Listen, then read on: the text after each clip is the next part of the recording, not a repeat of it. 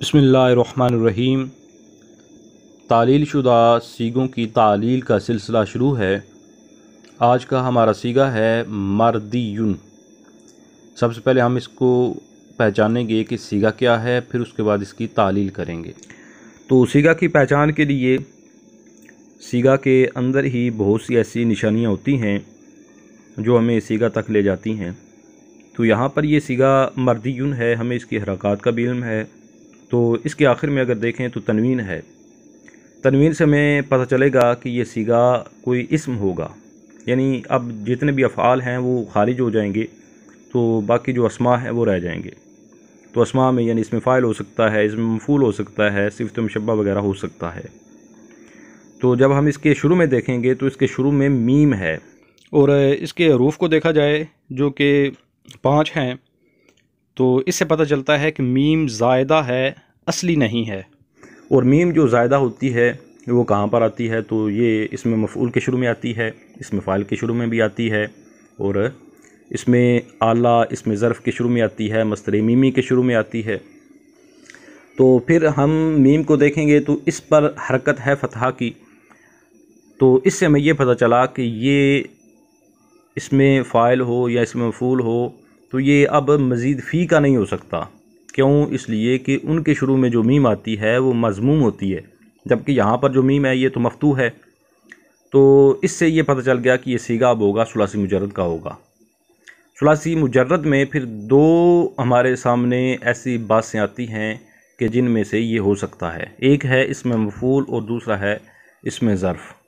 अब इसमें ज़र्फ़ का ये सीगा नहीं हो सकता। क्यों? इसलिए कि इसके आखिर में चूँकि या नज़र आ रही है, तो उससे हमारा ज़हन इस तरफ गया कि ये सीगा नाकिस का है, और नाकिस का जो ज़र्फ़ का वज़न होता है वो मफ़अलुन होता है। यानी नाकिस का कोई भी बाब हो, उसका जो ज़र्फ़ है वो मफ़अलुन के वज़न पर आता है। तो मफ़अलुन से जो पता चला कि इसका जो आइन कलमा होगा वो मफ़तू होना चाहिए, जबकि यहाँ पर जो आइन कलमा है ये तो मकसूर है। तो इससे ये पता चला कि ज़र्फ़ का सीगा नहीं है। तो फिर एक ही बात बची, वो है इसमें मफ़ऊल। तो ये इसमें मफ़ऊल का सीगा है। जब सीगा पहचान लिया तो अब इसकी असल निकालेंगे, मफ़ऊल उनके वज़न पर इसको लेकर आएंगे। तो इसके लिए इसके हरूफ़ असलिया का इल्म होना चाहिए। तो ये वैसे भी बा मशहूर है, तो उससे हमें पता ही है। बाकी लुगत में देखने से भी पता चल जाता है कि इसके हरूफ़ असलिया क्या हैं। तो उससे हमें पता चला कि ये नाकिस वावी है, यानी माजी इसकी रादिवा थी तो उससे रादिया बनी। तो अब हम जब इसका वज़न निकालेंगे तो वो बन जाएगा मरदूवन बर वज़न मफ़ऊलन। ये अब इसकी असल निकल आई।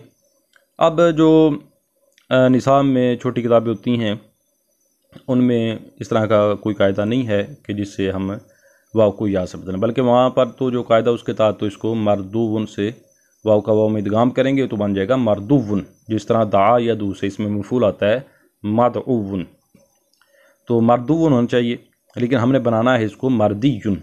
तो अब क्या करेंगे, तो इसमें फिर इल्म सीगा के अंदर भी है और दस्तूरुल मुक्तदी के अंदर भी है कि यहाँ पर वाव को खिलाफ क़ियास या से बदल दिया। यहाँ पर दो ग्रोह बनते हैं। कुछ लोग कहते हैं कि यहाँ पर वाव को जो या से बदला है ये खिलाफ क़ियास है।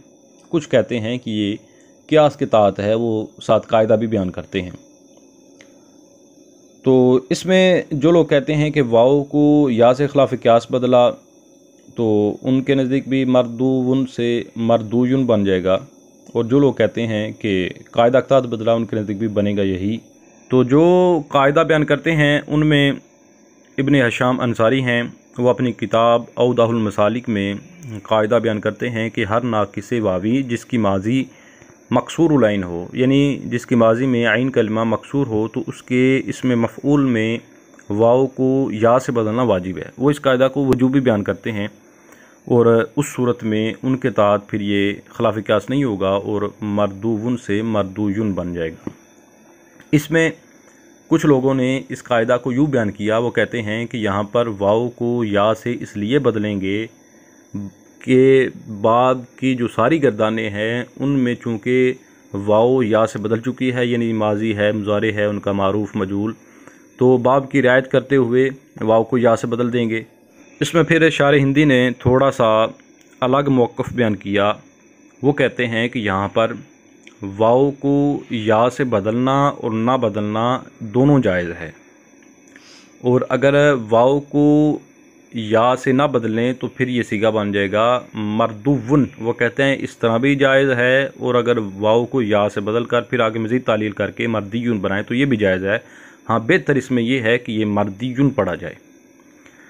तो जब सबके नज़दीक हम वाव को या से बदल चुके, मर्दुवन से मर्दुयुन बन गया, तो अब आगे मज़ीद क्या करेंगे? तो फिर मज़ीद एक मशहूर कायदा है कि वाव या एक कलिमा में आए तो वाव को या करते हैं, या का या में इदगाम करते हैं, जिस तरह सय्यदुन में हुआ।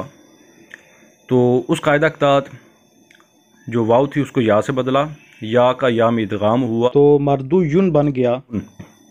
फिर मशहूर कायदा कि इसमें मुतमक्किन के आखिर में या आए और उसका माकबल मज़मूम हो तो उसको मकसूर कर देते हैं, क्योंकि या अपने माकबल कसरा चाहती है।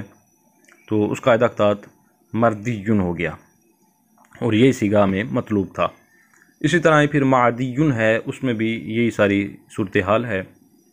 तो इसके साथ ही आज के इस मुख्तसर से सबक का इख्तिताम हुआ। इंशाअल्लाह नए सबक के साथ हाज़िर होता हूँ। तब तक के लिए इजाज़त। अस्सलामु अलैकुम वरहमतुल्लाहि वबरकातुहू।